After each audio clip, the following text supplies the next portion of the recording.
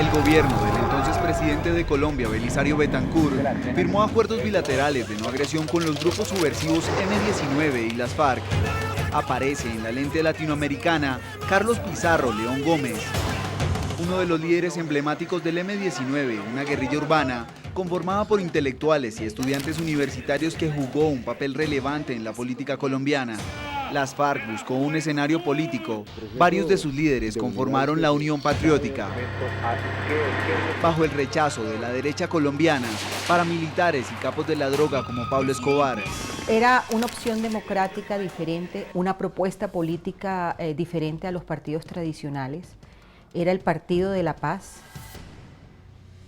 Convocaba a miles de colombianos en diferentes partes del país que no pertenecían a los partidos tradicionales y que traía una propuesta fresca, también democrática, de desarrollo político y de desarrollo económico, diferente pues a lo establecido en el país. Bajo lo pactado por el gobierno, el ejército y la policía colombiana estuvieron obligados a no interceder en el accionar de los grupos guerrilleros.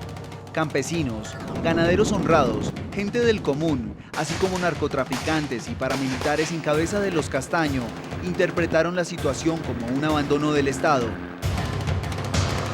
Indefensos, se armaron hasta los dientes para combatir con sus propias fuerzas la subversión. Fidel, Carlos y Vicente iniciaron una cacería a la guerrilla bajo la mirada y respaldo de políticos, uniformados de alto rango y la empresa privada. Yo estoy convencida de que el exterminio de la Unión Patriótica no solamente fueron consecuencia del accionar de los paramilitares, sino del apoyo de un sector de la sociedad donde están involucrados políticos, militares y empresarios. Y es ahí donde nosotros, las víctimas, o la familia de Bernardo personalmente, quiere llegar. ¿Quién dio la orden? Ya sabemos quiénes fueron los determinadores, pero ¿quién financió? ¿Cuál fue el sector político, militar y económico que apoyó ese exterminio?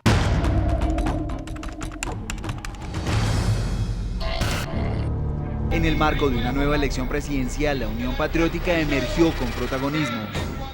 Hemos sufrido eso, hemos sido amenazados, asesinados, nos han querido acabar, callar, por pensar y por proponer propuestas políticas y económicas diferentes. En esas votaciones de 1986, la UP consiguió 5 senadores, 9 representantes, 14 diputados, 351 concejales y 23 alcaldes. Sin embargo, en el ejercicio político, al menos 3.000 de sus militantes fueron asesinados. Entre ellos, 2 candidatos presidenciales y 13 parlamentarios.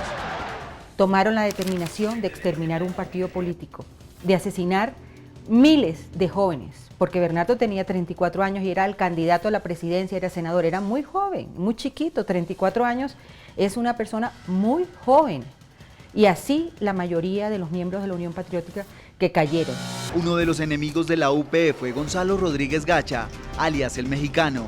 Después de Pablo Escobar, el narco más influyente de Colombia y pilar fundamental del cártel de Medellín, con un ejército personal equivalente a su fortuna ilícita.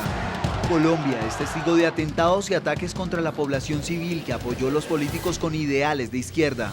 No solamente supieron cómo hacer la matanza de campesinos humildes a los que acusaban de sospecha de ser guerrilleros, sino que acabaron con la Unión Patriótica. Partidos de izquierda, ya les decía, más de la mitad de la Unión Patriótica asesinada en todo el país lo fue en Antioquia.